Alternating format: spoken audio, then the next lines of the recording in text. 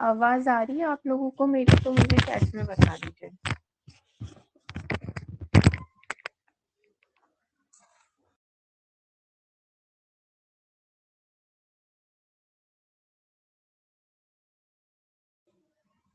Okay. आज हम लोग रस वाला टॉपिक देखेंगे। मुझे पता है कि कर्म उसमें रह गए हैं 2-4, वो मैं करवा दूंगी। आज हम लोग रस वाला टॉपिक देख रहे हैं। सबसे पहले इसकी निरुक्ति। अब देखिए, जो रस शब्द होता है इसके बहुत सारे मतलब होते हैं, ठीक है। जैसे रस धातु भी होती है, और रस यानी कि टेस्ट भी हम समझते हैं, और रस पारक को भी कहते हैं, जैसे मैंने आपको बताया था। और इसके अलावा कल्पनाओं को भी रस कहते हैं। कल्पना यानी कि फॉर्मुलेशन, ठीक है। तो रस शब्द के बहुत सारे अर्थ होते हैं। तो इसकी निरुक्ति में हमें ये चारों का ही मतलब लिखना है। तो आप बस ये पॉइंट लिख दीजिएगा, क्योंकि निरुक्ति एज सच बहुत इंपॉर्टेंट नहीं होती अब सेकंड ईयर में, तो फिर भी क्योंकि हमें हेडिंग बनानी होती है एग्जाम में, तो आप लिख दीजिएगा कि रस शब्द के अनेक अर्थ होते हैं, परंतु आयुर्वेद में मुख्यतः 4 अर्थ इसके होते हैं। एक होता है धातु, एक होता है पारद, एक कल्पना, और एक रस यानी कि गुण विशेष, जिसका हम अभी यहाँ पे द्रव्य गुणों में डिस्कस करेंगे, ठीक है। बस यहाँ पे इतना सा बात ध्यान रखनी है आपको। इसके अलावा लक्षण, रस होता क्या है जिसको हम अपनी रसेंद्री के द्वारा जानेंगे, ठीक है, वही तो रस है। तो वही चीज यहाँ पे लिखी है कि रसेंद्रियों के विषय को रस कहते हैं, अर्थात जिस गुण का रासना द्वारा ग्रहण होता है उसे रस कहते हैं, ठीक है। रासना द्वारा ग्रहण होता है मतलब जिसे हम अपनी जिह्वा के द्वारा पता लगाते हैं, उसको हम रस कहते हैं। ये इसके लक्षण हो गए। इसके अलावा अब जो रस है ये 6 होते हैं, सभी को पता है। मधुर, अम्ल, लवण, कटु, तिक्त, कषाय, ठीक है, ये होते हैं। इनके ये कुछ एग्जाम्पल दिए हुए हैं, ये आप देख लेना। अब एक बात जो यहाँ पे बहुत इंपॉर्टेंट आती है, वो आती है ये मत। मतलब हर आचार्य का एक हम लोग चैप्टर पढ़ेंगे चरक में, आत्रेय भद्रकाप्यम अध्याय, ठीक है। वहां पे भी हमको ये बातें बताई जाती हैं, और यहाँ पे भी ये कि जिस तरीके से हम लोग क्या व्याधि का वर्गीकरण देख रहे थे, हर आचार्य ने अलग अलग बोला था। हम मैक्सिमम आयुर्वेद में यही देखते हैं कि एक पर्टिकुलर टॉपिक पे अलग अलग आचार्यों का अलग अलग मत होता है। तो ऐसी जो ये रस वाला टॉपिक है, कुछ आचार्यों का मानना था कि रस एक ही है, कुछ का मानना था 2 होते हैं, कुछ मानते थे 3 है, इसी तरीके से सो ऑन। हर आचार्य का कुछ ना कुछ अपना अलग मत था। हम तो इन जनरल क्या पढ़ते हैं, 6 रस होते हैं, मधुर, अम्ल, लवण, कटु, तिक्त, कषाय। लेकिन आचार्यों ने क्या क्या मत माने हैं और किस आचार्य ने कितना माना है, ये हमें याद रखना होता है। इसका अपने आप में एक क्वेश्चन बन जाता है, 10 नंबर में आराम से आ जाता है कि रसों का मत आप लिखिए कि किस आचार्य ने कितना माना है, ठीक है। इसके लिए मैं आपको एक ट्रिक लिखवा रही हूँ, आप नोट कर लीजिए। यहाँ पे नहीं लिखी है, मैं अपनी बता रही हूँ जो मैंने याद किया था। जैसे, एक मिनट,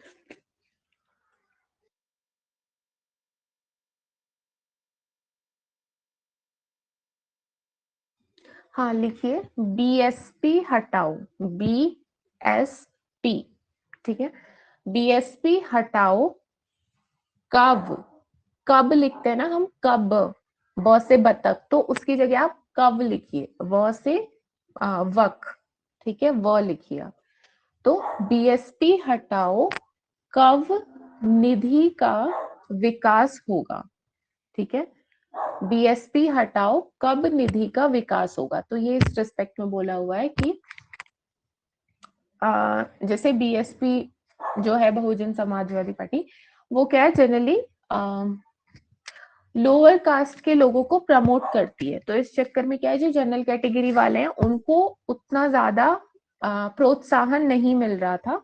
तो इस वजह से ये ट्रिक जैसे बनाई है कि क्या है, बीएसपी हटाओ, बीएसपी हटाएंगे और कब निधि का विकास होगा, यानी कि निधि एक जनरल कैटेगरी की स्टूडेंट है, तो उसका विकास कब होगा, इसलिए हम कह रहे हैं बीएसपी हटाओ। इसको कोई पर्सनली लेने की जरूरत नहीं है, ये नॉर्मली एक बस हमने ट्रिक बनाई है, ठीक है। तो अब बीएसपी हटाओ, कब निधि का विकास होगा, इसको हम लोग डिकोड करेंगे। आप इसे लिखिए, बी फॉर भद्र काप्य। मैं यहाँ पे मार्क भी करती चलती हूँ जिससे आप दिख जाए कि कहाँ पे है। एक बी से भद्रकाप्य, ये देख लीजिए स्पेलिंग भद्रकाप्य। एस से शाकुंत्य, ये शाकुंत्य की स्पेलिंग देख लेंगे आप यहाँ से। बी से भद्रकाप्य, एस से शाकुंत्य, पी से पुण्याक्ष। यहाँ पे मौदगिल्य लिखा हुआ ना, तो उनका पूरा नाम है मौदगिल्य पुण्याक्ष, तो वो लिखा नहीं है, मैं लिख दे रही हूँ यहाँ पे पुण्याक्ष। ठीक है, ऐसे कुछ हम लिखते हैं पुण्याक्ष को। ठीक है, तो ये हो गया पुण्याक्ष, पी से पुण्याक्ष। तो B for Bhadrakapya, S for Shakuntya, P for Punyaksha. H से लिखेंगे, या एच लिखा है तो एच, अगर हिंदी इंग्लिश हिंदी में लिखा है तो ह से लिखना है हिरण्याक्ष। ठीक है, ये यहाँ पे देख लीजिए हिरण्याक्ष। तो एच से हमें लिखना है हिरण्याक्ष। उसके बाद जो मैंने आपको बोला था कव लिखने के लिए, तो क से आप लिखेंगे कुमार शिरा, क से कुमार शिरा। और ये जो व है, से आपको लिखना है वायुर्विद, वायुर्विद।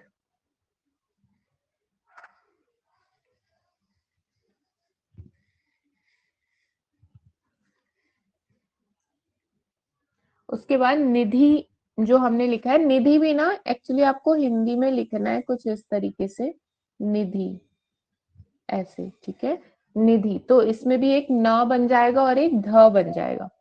तो न से आप लिखेंगे निमी, ये देखिए निमी लिखा हुआ है ना, तो ये आप निमी लिखेंगे न से। और ध से आप लिखेंगे धामार्ग, यहाँ लिखा हुआ है देखिए धामार्ग।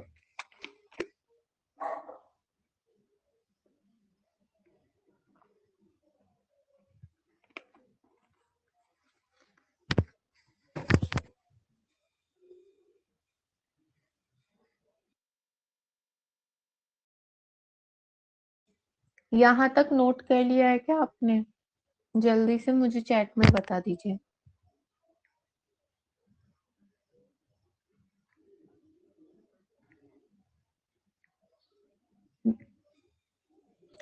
ओके, इसके बाद निधि का, तो का से हो जाएगा कांकायन।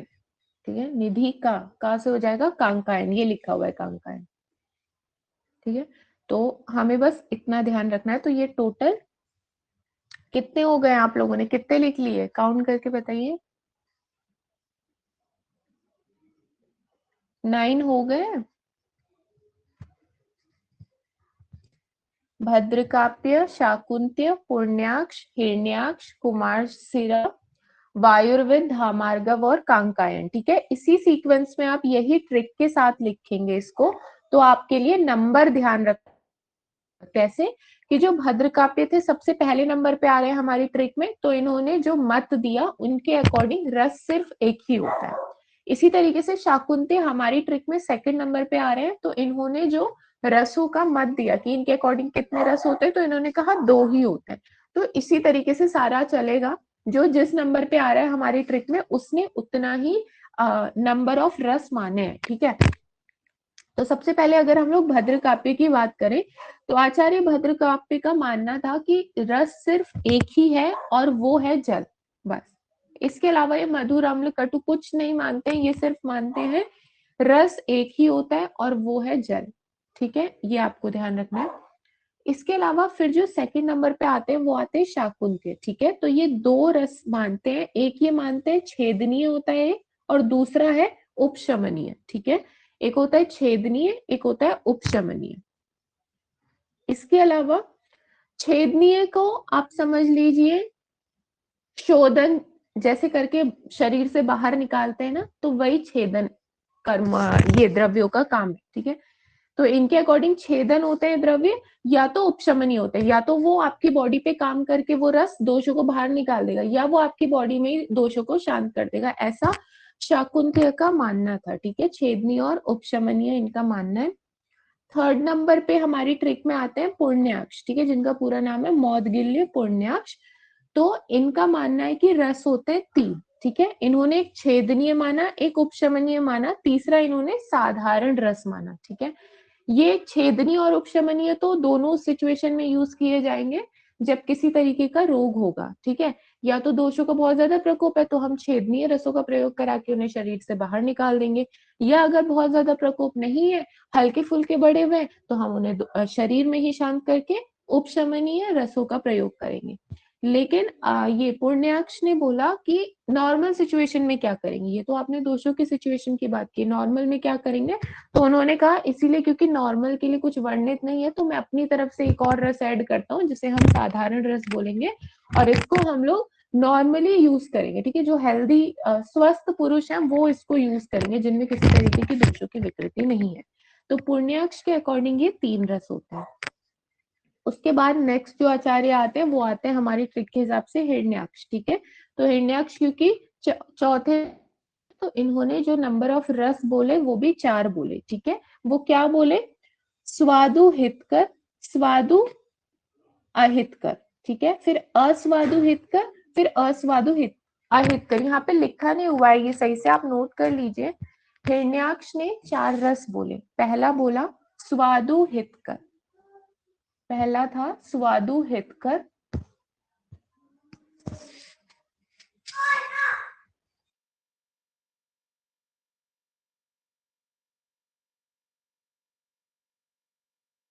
सेकंड लिखेंगे स्वादु अहितकर, स्वादु अहितकर। तीसरा इन्होंने बोला अस्वादु हितकर, और चौथा बोला अस्वादु अहितकर। तो ये जो आचार्य थे इनका क्या मानना था हिरण्याक्ष का, कि रस 4 तरीके के होते हैं, या तो वो स्वाद में अच्छा होगा और शरीर के लिए भी हितकर होगा तो उसको हम स्वादु हितकर बोल देंगे, या वो स्वाद में अच्छा होगा लेकिन हमारे शरीर के लिए अच्छा नहीं है तो उसको हम स्वादु अहितकर बोलेंगे। इसी तरीके से तीसरा रस इनका मानना था अस्वादु हितकर, यानी कि वो स्वाद में अच्छा नहीं है लेकिन शरीर के लिए अच्छा है, ठीक है।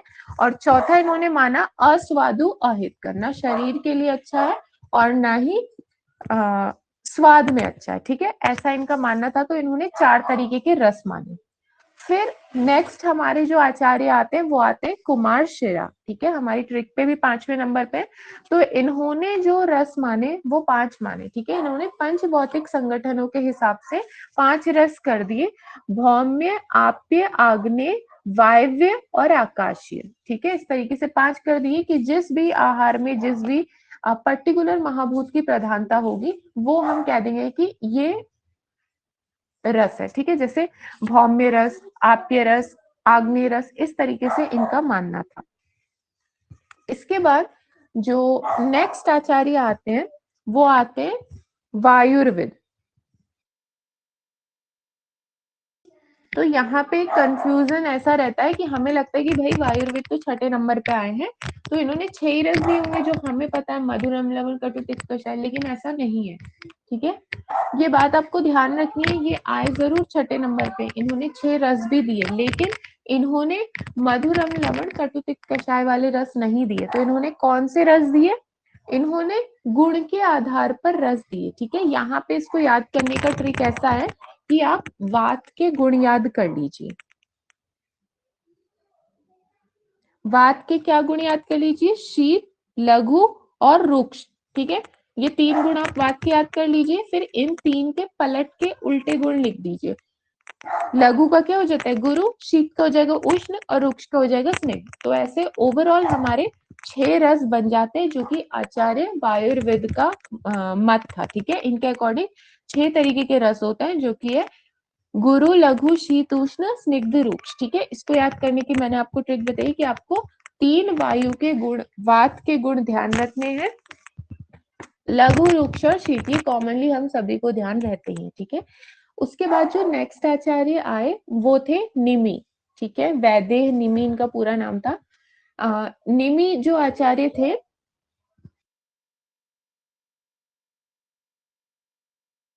ये 7वें नंबर पे आए थे तो इन्होंने 7 रस दिए, ठीक है। इन्होंने जो हमें 6 रस मानते हैं हम लोग आज, वो 6 रस तो इन्होंने दिए ही, साथ में इन्होंने एक एडिशनल जो रस दिया जिसकी वजह से इनका मत का खंडन हो गया, जिसकी वजह से इनका मत नहीं माना गया, वो था क्षार, ठीक है। क्षार यानी कि एल्कली बेस।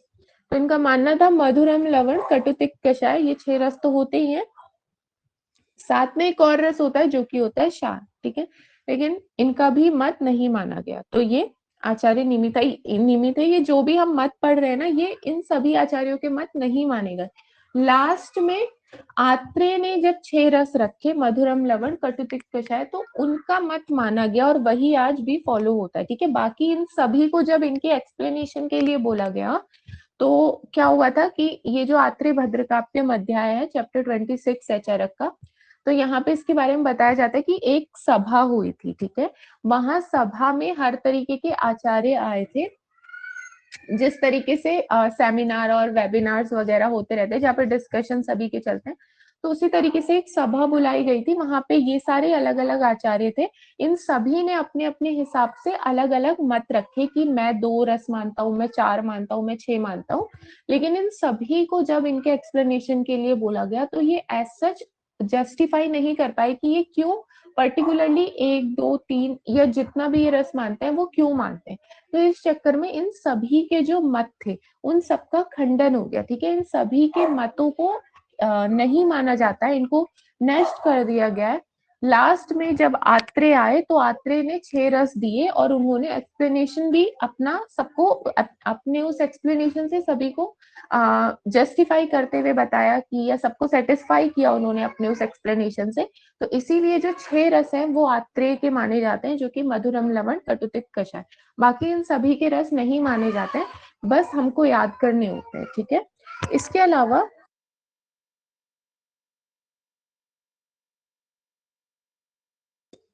तो अब हम बात कर रहे थे निमि की, तो निमि 7वें नंबर पे आए थे, तो इन्होंने 7 रस माने, ठीक है। मधुरम लवण कटु तिक्त कषाय और लास्ट में क्षार एक एडिशनल इन्होंने ऐड किया। उसके बाद जो नेक्स्ट आते हैं वो आते हैं आचार्य धा मार्गव। धा मार्गव कौन से 8वें नंबर पे आते हैं, 8th पे आते हैं, तो इन्होंने रस भी 8 माने, ठीक है। 6 मधुरम लवण कटु तिक्त कषाय, 2 एक्स्ट्रा जो ऐड किए, एक इन्होंने क्षार ऐड किया, एक इन्होंने अव्यक्त ऐड किया, ठीक है। अव्यक्त का मतलब यहाँ पे जल से हमको लेना है, जल को ही दूसरी भाषा में अव्यक्त भी कहते हैं। तो जैसे हमने कहा था ना, भद्रकाप्य ने एक रस माना जल, तो आप ये भी कह सकते हैं कि भद्रकाप्य ने एक रस माना अव्यक्त रस, ठीक है। अव्यक्त रस माना माने कि जल को ही उन्होंने माना है। तो जो धामार्गव थे, इन्होंने भी एक अव्यक्त माना और एक क्षार माना। इसके बाद जो लास्ट में कांकायन आए थे, कांकायन बिल्कुल एंड में आए और इन्होंने ऐसा कहा कि रस की संख्या अनगिनत है, ठीक है। हम उसे काउंट नहीं कर सकते, जितने जितने द्रव्य उतने उतने रस होते हैं, ऐसा इन्होंने कह दिया।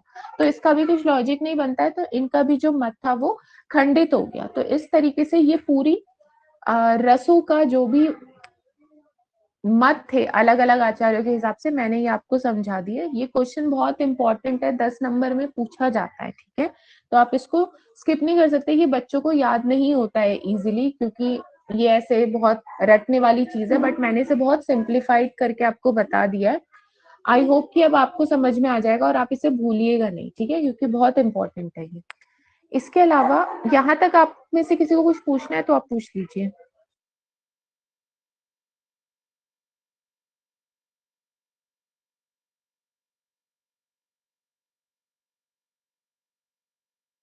ठीक है, तो हम लोग आगे बढ़ते हैं। ये पता नहीं कहाँ रह गए आज सब बच्चे।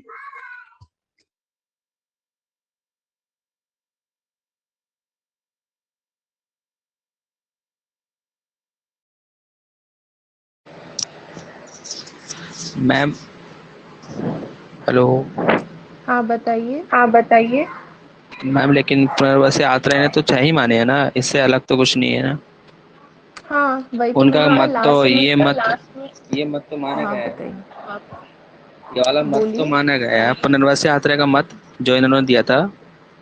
हाँ जी। ये मत तो इसके अलावा कोई मत नहीं है ना कि रस 100 नहीं की नहीं। संख्या 6 होती है।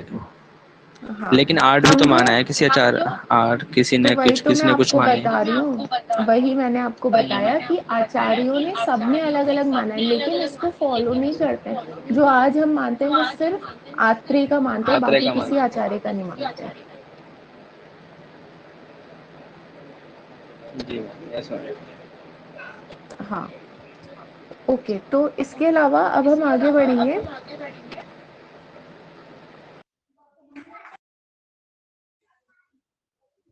यहाँ पे देखिए लिखा हुआ है कि इन सभी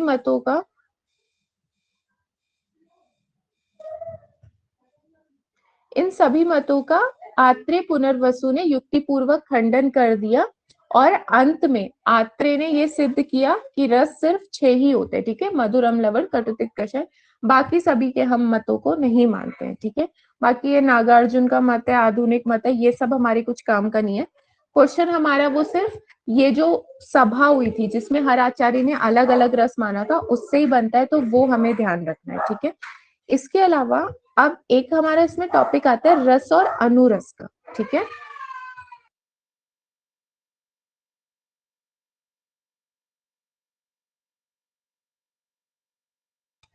देखिए रस और अनुरस को मैं आसान भाषा में समझाने की कोशिश करूं तो जब भी आप कोई चीज फर्स्ट टाइम में खाते हैं ना, तो उस टाइम जो उसका टेस्ट आपके मुंह में आएगा वो उसका रस है, और थोड़े टाइम के बाद आप उसको चबाते रहे, उसके बाद जो रस निकल के आए वो उसका अनुरस है। जैसे ये सबसे बेस्ट ना आंवले में दिखता है, हम पहले खाते तो हमको खट्टा और कशैला सा वो लगता है, उसके बाद क्या थोड़ी देर के बाद वो मधुर हो जाता है, चबाते रहे उसे कंटिन्यूअसली या उसमें पानी पी ले, थोड़ी देर के बाद वो अपने आप मधुर हो जाता है, तो मधुर उसका अनुरस है।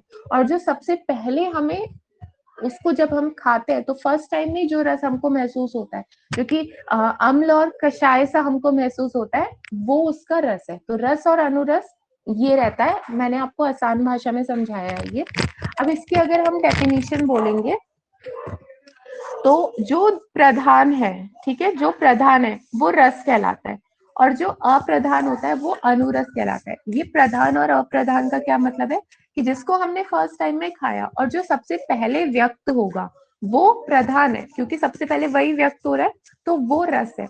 और खाने के बाद थोड़ी देर के बाद जो हमारे मुंह में टेस्ट आएगा वो अनुरस है, ठीक है, तो वो अप्रधान माना जाता है। जैसे यहाँ पे इन्होंने कुछ ऐसा एक्सप्लेनेशन यहाँ पे दिया नहीं हुआ है कि द्रव्यों का रसेंद्रियों के सहयोग से ही सर्वप्रथम जो रस प्रतीत होता है वही रस कहलाता है, ठीक है, ये इन्होंने रस की डेफिनेशन दी है। और रस के विपरीत अनुरस होता है, रस के अभिभूत होने के कारण इसकी अभिव्यक्ति नहीं हो पाती, और होती भी है तो बहुत कम होती है, ठीक है। अब ऐसा नहीं है कि अगर आपको महसूस ही नहीं हो रहा है, जैसे आंवला है तो आंवले में तो अनुरस काफी अच्छे से व्यक्त होता है, लेकिन बहुत सारे ऐसे द्रव्य हैं जिनमें अनुरस होता है लेकिन वो हमें व्यक्त नहीं हो पाता, तो इसका मतलब हमें ये नहीं समझना है कि उसमें अनुरस है ही नहीं, ठीक है। जैसे इन्होंने यहाँ पे अगर आप देखेंगे ना तो एग्जाम्पल के तौर पे भी यहाँ पे कुछ बताई हुई है। एक बात मैं और एडिशनल ऐड करना चाहूंगी कि जो अनुरस है ना, ये तभी हमें महसूस होता है जब जो हम द्रव्य खा रहे हैं वो आर्द्र अवस्था में, आर्द्र है मतलब उसमें मॉइस्चर कंटेंट मौजूद है। अगर कोई रूक्ष द्रव्य है,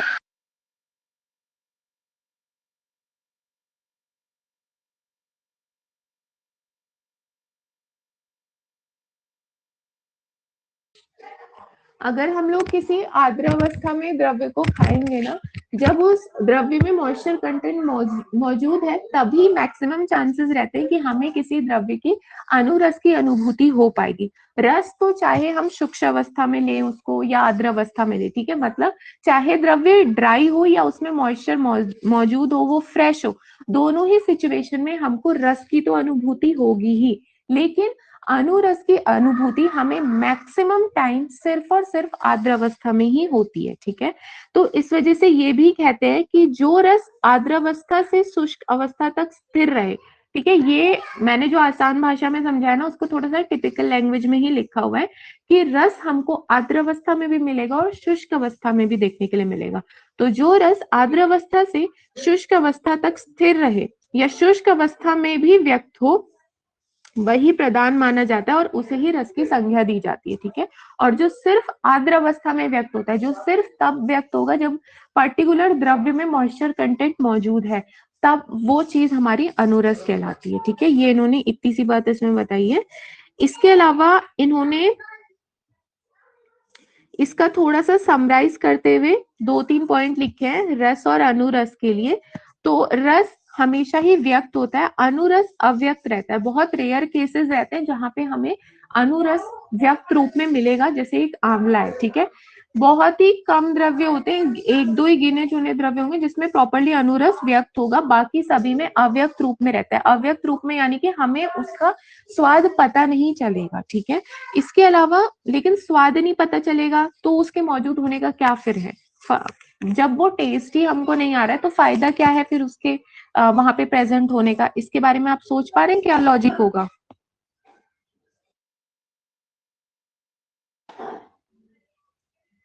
जब कोई चीज एक्सप्रेस ही नहीं हो रही है तो उसके वहां पे प्रेजेंट होने का क्या मतलब है? जब अनुरस व्यक्त ही नहीं हो पा रहा है तो वो हो या ना हो क्या फर्क पड़ता है उससे? कुछ समझ पा रहे हैं आप? ओके, देखिए मैं बताती हूँ। वो हमें एक्सप्रेस हो रहा है या नहीं हो रहा है, लेकिन वो वहां पे प्रेजेंट तो है ना। अभी हम इनके कर्म देखेंगे, मधुरम लवण कटुतिक्त कषाय, इनके हम कर्म देखेंगे। तो ये अनुरस कर्म में सहायक होता है, ठीक है। वो द्रव्य का जो एक्शन है, उस एक्शन में कहीं ना कहीं इस अनुरस का भी इन्वॉल्वमेंट रहेगा, ये कहीं ना कहीं वहां पे इन्वॉल्व रहेगा। तो इसका मतलब हमें ये नहीं समझना है कि ये एक्सप्रेस ही नहीं हो रहा है तो क्या मतलब है इसके यहाँ प्रेजेंट रहने का।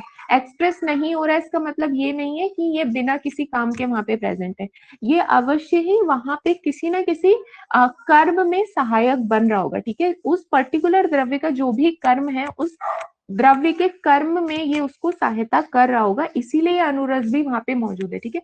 अगर इसका कुछ रोल ही नहीं होता तो अनुरस को हम पढ़ते ही नहीं, और अनुरस है या नहीं कुछ फर्क नहीं पड़ता, ठीक है।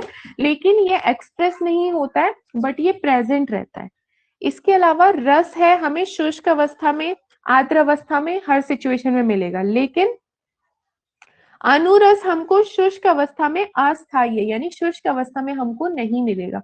यहाँ पे लिखा हुआ है शुष्क अवस्था में स्थायी, तो आप लिख लीजिएगा शुष्क और आर्द्र अवस्था दोनों में ही स्थायी होता है, और इधर लिख लीजिएगा शुष्क अवस्था में अस्थायी है लेकिन आर्द्र अवस्था में स्थायी है। यानी कि आर्द्र अवस्था में जब वहां पे मॉइस्चर कंटेंट है द्रव्य में मौजूद तब वो एक्सप्रेस होगा, लेकिन जब वो द्रव्य जो है शुष्क अवस्था में है, ड्राई है वो, तब उसमें वहां पे अनुरस किसी भी तरीके से व्यक्त नहीं होगा। इसके अलावा रस हमें आदि में प्रतीत होता है, मतलब स्टार्टिंग में ही वो हमें उसकी अनुभूति हो जाती है, जैसे ही आप द्रव्य खाएंगे तो कुछ ना कुछ टेस्ट उसका पक्का आएगा, तो वही रस है। और जो अनुरस है ये अगर प्रतीत होगा, मैक्सिमम चांसेस रहते हैं कि हमें इसकी अभिव्यक्ति होगी ही नहीं, ये हमको एक्सप्रेस होगा ही नहीं, लेकिन जब भी एक्सप्रेस होगा तो बिल्कुल एंड में होगा। जैसे आंवला है, जब हम पूरा आंवला खा लेते हैं उसके बाद लास्ट में हल्का हल्का मीठा टेस्ट आने लगता है, तो कैसे एंड में वो टेस्ट आता है। तो ये कुछ रस और अनुरस के बारे में इन्होंने बताया हुआ है। एक दो एग्जाम्पल आप याद कर सकते हैं, जैसे पिपली के याद कर सकते हैं।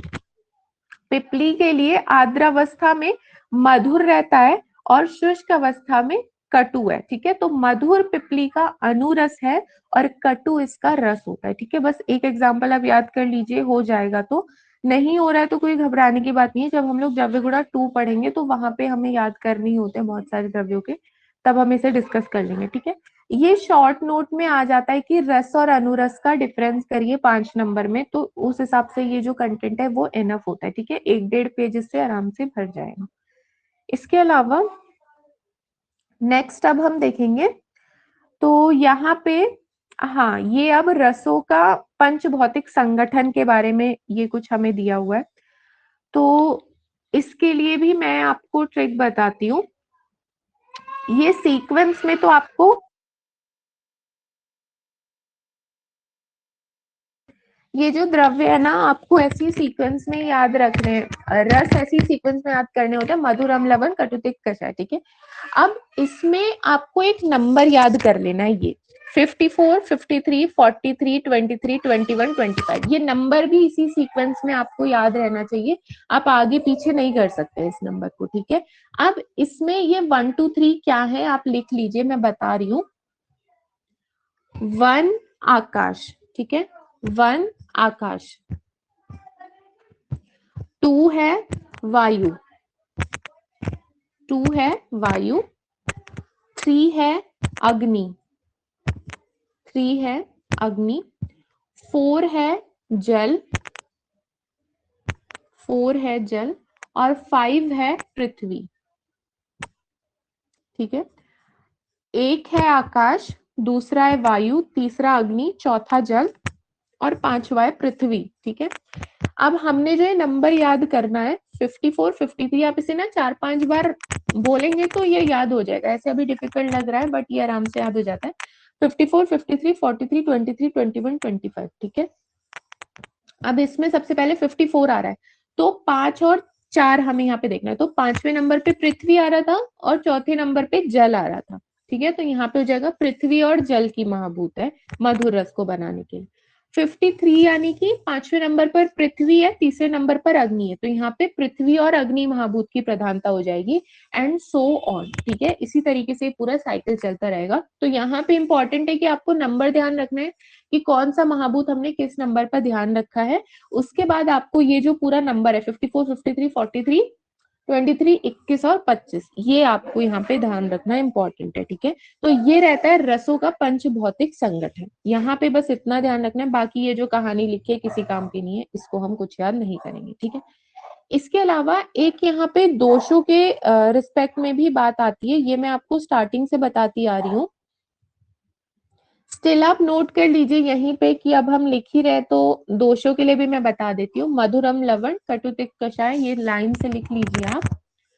फिर करिएगा कि जो ये ऊपर के 3 है मधुरम लवण, ये तीनों कफ इंक्रीजिंग है, कफ इंक्रीजिंग। और नीचे के जो 3 बचे कटु तिक्त कषाय, ये कफ डिक्रीजिंग हो जाएंगे। ऊपर के 3 कफ इंक्रीजिंग है, नीचे के 3 कफ डिक्रीजिंग हो जाएंगे। और मैं बता रही हूँ जैसे कि कफ और वात एक दूसरे के अपोजिट होते हैं, ये मैंने आपको बताया ही है। तो जो चीज कफ को बढ़ाएगी वो आपके वात को कम करेगी। तो जैसे ऊपर के 3 रस कफ को बढ़ाने वाले हैं तो ये क्या करेंगे, वात को कम करेंगे। और नीचे के 3 रस कफ को कम कर रहे हैं तो ये वात को बढ़ाने वाले होंगे। ठीक है, तो ऐसे आपको ध्यान रखना है। और पित्त को बढ़ाने वाले के लिए आप एक ट्रिक नोट कर लीजिए, कल। ठीक है, पित्त को हम कहते हैं कल आना। ठीक है, पित्त कल आना। तो के फॉर कटु, के फॉर कटु, ए फॉर अम्ल, एल फॉर लवण। ठीक है, के फॉर कटु, ए फॉर अम्ल और एल फॉर लवण, ये होता है। तो ये जो 3 रस हैं ये पित्त को बढ़ाने वाले होते हैं, बाकी के जो बच गए हैं वो पित्त को कम करने वाले होते हैं। तो ये हमारा रिलेशन रहता है रसों का विथ रिस्पेक्ट टू दोष। ठीक है, ये भी आपको ध्यान रखना है। यहां तक आप लोगों ने नोट कर लिया है क्या? आप मुझे बता दीजिए, फिर मैं आगे बढ़ती हूँ।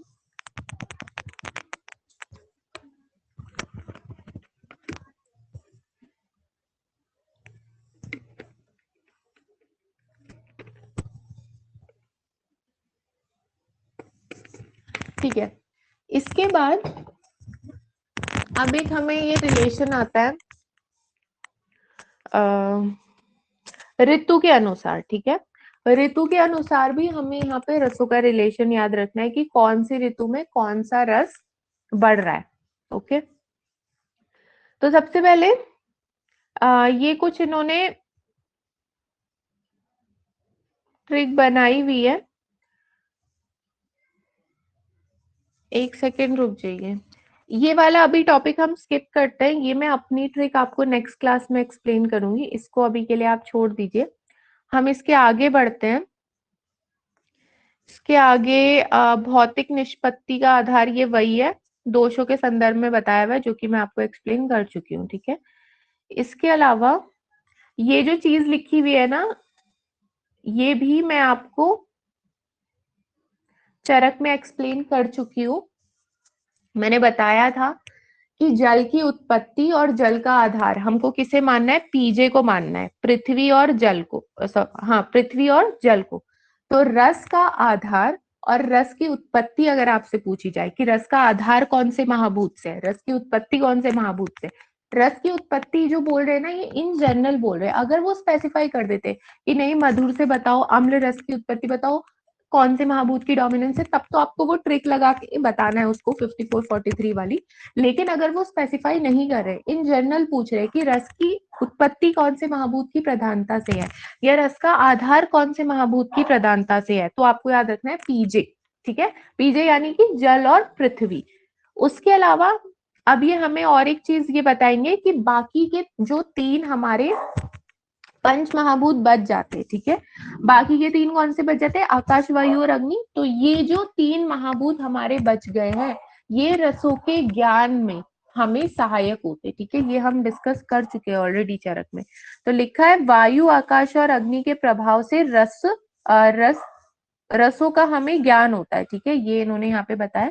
इसके अलावा रस की उत्पत्ति मुख्य रूप से जल में होती है। रस की उत्पत्ति या रस की प्रतीति, रस बिल्कुल अच्छे से व्यक्त किस महाभूत की प्रधानता में होता है, तो वो जल की डोमिनेंस में होता है, ठीक है, ये कुछ बात है। ये ऐसे तो बहुत इंपॉर्टेंट नहीं है, लेकिन ये है कि हमें एग्जाम में अपना कंटेंट बढ़ाना होता है, तो ये इसलिए मैंने बताया, और ये मैं चरक में भी ऑलरेडी बता चुकी हूँ, इसलिए ये मैंने यहाँ पे बताया है, ठीक है। इसके अलावा नेक्स्ट हम ध्यान रखेंगे रसों का वर्गीकरण, और ये सारी चीजें तो हो गई हैं। हाँ, अब यहाँ से मेन जो स्टार्ट होता है वो रसों का लक्षण। ठीक है, चलिए फिर एक काम करते हैं, आज की क्लास में हम इतना ही रखते हैं, टाइम ऑलरेडी हो गया है। अब हम लोग चरक की क्लास पढ़ेंगे, ठीक है, चरक में अब हम देखते हैं। इसके आगे जो है वो मैं नेक्स्ट क्लास में आपको कवर करवाऊंगी, और एक कर्म रह गए हमारे 4-5, वो भी मैं नेक्स्ट क्लास में ही कवर करवा दूंगी आपके, ठीक है। यहाँ पे अगर यहाँ तक किसी को कुछ पूछना है तो आप पूछ लीजिए, अदरवाइज ये क्लास मैं एंड करती हूँ और अब हम लोग चरक की क्लास स्टार्ट करेंगे। पूछना है क्या आप में से किसी को कुछ?